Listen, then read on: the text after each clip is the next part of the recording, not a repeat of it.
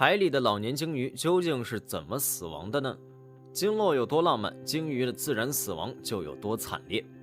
鲸鱼是地球上体型最大的哺乳动物，除了人类以外，它们最大的天敌也就是年幼时遇上的虎鲸或者鲨鱼。但除了这些海洋捕食者，它们最大的生命威胁其实仍然来自于自身。等到它们的寿命到了尽头的时候，你知道它们会面临怎样的死亡吗？这里是万木林，欢迎关注熊探长带你探索有灵万物。鲸鱼是海洋中的哺乳动物，它们没有和鱼一样的鳃，更没有在水中呼吸的能力，这意味着它与我们人类一样要靠肺部进行呼吸。于是每次换气都成了鲸鱼的一次冒险。想象一下，当鲸鱼沉入深海的时候，它们的肺部被海水压缩，呼吸道关闭，身体进入节能模式。这时的鲸鱼如同我们人类在跑步时屏住呼吸，只是它们这口气可以憋上1-2个小时，然后在氧气彻底耗尽之前，它们必须浮出水面，开启一次深呼吸。浮出水面的一刻，鲸鱼的呼吸道重新打开，大量二氧化碳喷出，同时吸入了巨量的新鲜空气，肺部重新充满氧气，它们就又能再次下潜。然而，这样的生活方式也有其局限性。当鲸鱼年老体弱时，会因为体力不支遇上2种情况：一是没有力气追逐捕食，导致过度饥饿；二是吃不饱就没有力气游动，最后很有可能因为无法换气而窒息淹死。虽然目前还没有在海洋里发现因为溺水死亡的老年鲸鱼，但幼年鲸鱼的一个重要死因的确就是无力上浮换气而窒息。甚至于虎鲸群围捕鲸鱼的时候，都是想方设法把幼年鲸鱼按在水里，不让它换气，最后活活憋死它。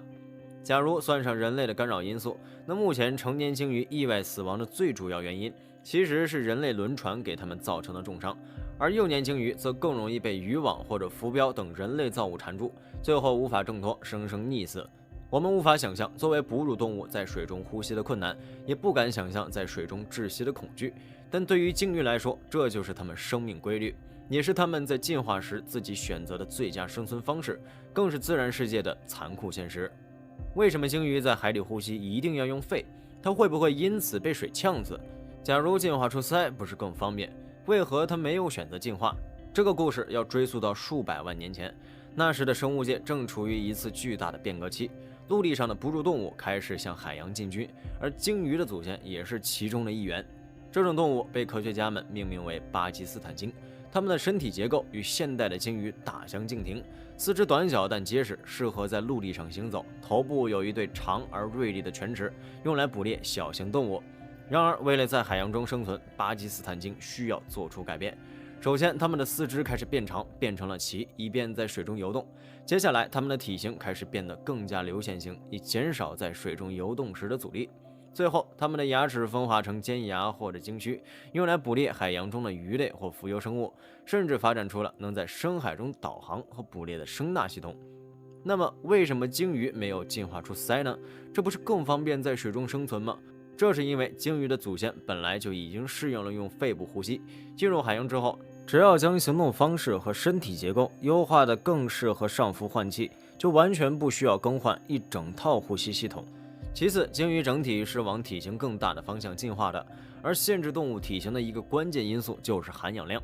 假如它们像鱼一样有鳃，直接从水里交换氧气，那海水最高只有8%左右的溶氧量，完全比不上空气中21%的含氧量。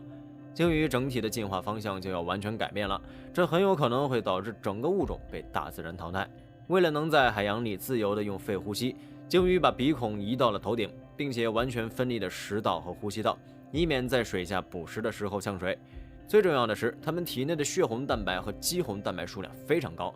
血红蛋白的主要作用是在血液中储存和输送氧气，肌红蛋白则是负责给肌肉供氧。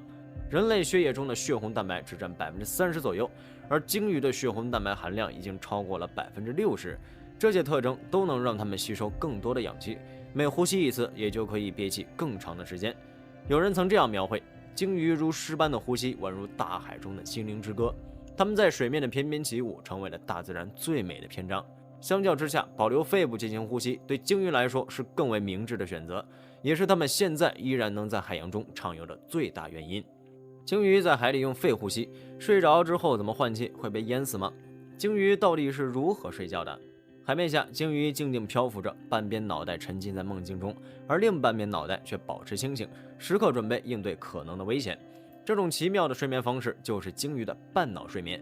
在这样的状态下，鲸鱼可以休息，同时又能保持游动，维持呼吸等必要的生理活动。鲸鱼就像一艘永不停歇的航船，即使在休息的时候，也在悠然前行。那么，鲸鱼的睡眠有什么作用呢？